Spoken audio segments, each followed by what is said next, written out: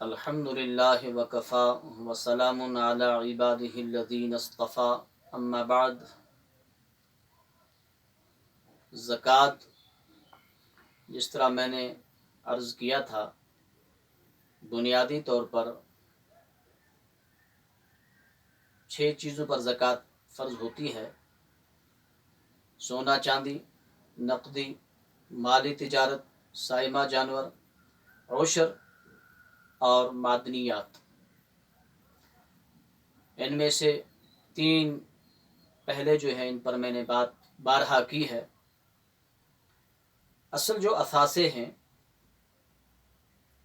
وہ کون سی پراپرٹیاں ہیں، وہ کون سے اثاثے ہیں جن پر زکوٰۃ ادا نہیں ہوتی، یعنی جن کی زکوٰۃ نہیں دینی. اور جب ان چیزوں کو بیان کیا جائے گا کہ وہ کون کون سے اثاثے ہیں، کون کون سی پراپرٹیاں ہیں جن پر زکوٰۃ نہیں ہے، تو وہاں پر سوال پیدا یہ ہوگا کہ باقی جو چیزیں ہیں ان پر زکوٰۃ دینی ہے. ظاہر سی بات ہے. تو وہ چیزیں جن پر زکوٰۃ نہیں دینی، گھر کے اندر انسان کوئی بھی ہو، اس کے کپڑے ہیں، پہننے کے کپڑے ہیں، چاہے وہ کتنے ہی سوٹ کیوں نہ ہو. ہمارے گھروں کے اندر برتن ہیں، خصوصاً کشمیر کے اندر تانبا بڑی بھاری تعداد میں، تانبے کی دیگیں، پلیٹیں وغیرہ، ان پر بھی زکوٰۃ نہیں. ہمارے گھروں میں قالین، بستر، فریج، سکوٹر، اپنے استعمال کی گاڑی اور واشنگ مشین، ٹی وی وغیرہ، ان پر بھی زکوٰۃ نہیں. اور اسی طرح مکان، رہائشی مکان، ان پر زکوٰۃ نہیں. دکانیں، ان پر زکوٰۃ نہیں. اور طلباء کی کتابیں، ان پر زکوٰۃ نہیں. اور اسی طرح ہمارے ہاں کاریگر حضرات جو ہوتے ہیں، پیشہ ور حضرات، جس طرح ہمارے ہاں نجار، دسل جس کو ہم کہتے ہیں دوسرا، ان کا پیشہ وروں کا ان کے جو ہتھیار ہیں ان پر بھی زکوٰۃ نہیں. طلباء کی کتابوں پر زکوٰۃ نہیں. ہاں، ایک چیز کو خوب یاد رکھیں، مکان، ان پر زکوٰۃ نہیں. لیکن اگر یہ کرائے پر ہیں تو ان سے آنے والی آمدنی پر اگر وہ نصاب تک پہنچتی ہے، یعنی کہ 52 تولہ چاندی کے وزن کے برابر اگر اس کی قیمت ہے تو پھر اس پر زکوٰۃ ہے.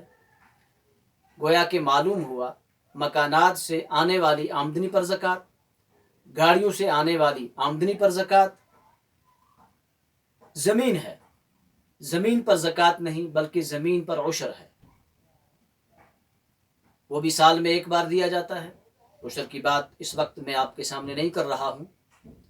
تو زمین کا مسئلہ جو ہے، اگر زمین اس نے تجارت کی نیت سے خریدی ہے کہ میں اس کو بیچ کر نفع حاصل کروں گا، مثلا اس نے 20 لاکھ کی زمین خریدی ہے اور اس وقت اس کی قیمت اس کو 25 لاکھ روپے آ رہی ہے، تو یہ زمین اس نے اس نیت سے خریدی ہے کہ اس کو فروخت کروں گا، یعنی کہ مال تجارت جو بھی اس نیت سے خریدے کہ اس کی میں تجارت کروں گا، کوئی بھی مال، کوئی بھی چیز تجارت کی نیت سے خریدے تو اس پر زکوٰۃ ہے. تو معلوم ہوا جس وقت یہ فروخت کرتا ہے، اس نے زمین 1 سال قبل لی ہے 20 لاکھ کی، 1 سال کے بعد 25 لاکھ روپے آتا ہے، تو اس وقت اس کو قیمت فروخت پر زکوٰۃ دینی ہوگی. تو یہ وہ اثاثے تھے جن پر زکوٰۃ نہیں ہے. اب یہاں سے سوال پیدا ہوتا ہے کہ وہ کون سی پھر چیزیں ہیں جن پر زکوٰۃ ہے. وہ سیدھی سی بات ہے، گھر میں سونا یا چاندی، نقدی یا مالی تجارت. تو یہ وہ چیزیں تھیں جن پر زکوٰۃ فرض ہوتی ہے، اور وہ چیزیں جن پر زکوٰۃ نہیں ادا کرنی. تو زکوٰۃ کے سب سے جو اس وقت ہماری زکوٰۃ کا مستحق لوگ جو ہیں تو ہم سب سے پہلے اپنے اقارب میں دیکھیں، اپنے عزیز و اقارب، رشتہ دار، مفلوق الحال، غربا، مساکین، بیمار. تو قرآن کریم نے بھی یہی کہا، ذوی القربہ، سب سے پہلے قرابت میں. اس کے بعد جو دین کا سب سے بہترین مصرف آج ہے وہ دینی مدارس ہیں، مدارس اسلامیہ ہیں. مدارس اسلامیہ زکوٰۃ کا بہترین مصرف ہیں. وہاں دینے سے زکوٰۃ بھی ادا ہو جاتی ہے اور دینی معاونت بھی ہو جاتی ہے. ہمارے ایک بزرگ گزرے ہیں، حضرت عبداللہ ابن مبارک رحمۃ اللہ تعالی علیہ، فرمایا کرتے تھے کہ میں اپنی زکوٰۃ صرف اور صرف متعلمین اور معلمین پر صرف کیا کرتا ہوں. اور وہ صرف کیا کرتے تھے اور فرمایا کرتے تھے کہ میں نبوت کے مرتبے کے بعد علماء کے مرتبے سے افضل کوئی مرتبہ نہیں جانتا، لہٰذا ان کے لیے حصول علم کی راہوں کو آسان کرنا افضل اور اعلیٰ ہے. تو معلوم ہوا آج ہماری زکوٰۃ، صدقہ، خیرات کے سب سے زیادہ مستحق جو ہیں وہ دینی مدارس ہیں، جن میں غریب، مفلس، نادار، یتیم طلبہ پڑھتے ہیں. تو آج میں نے آپ حضرات کے سامنے تھوڑی سی گفتگو اس موضوع پر کی ہے. اللہ تبارک و تعالی آپ کو بھی مجھے بھی کہنے اور سننے سے زیادہ عمل کرنے کی توفیق عطا فرمائے. وما علینا الا البلاغ.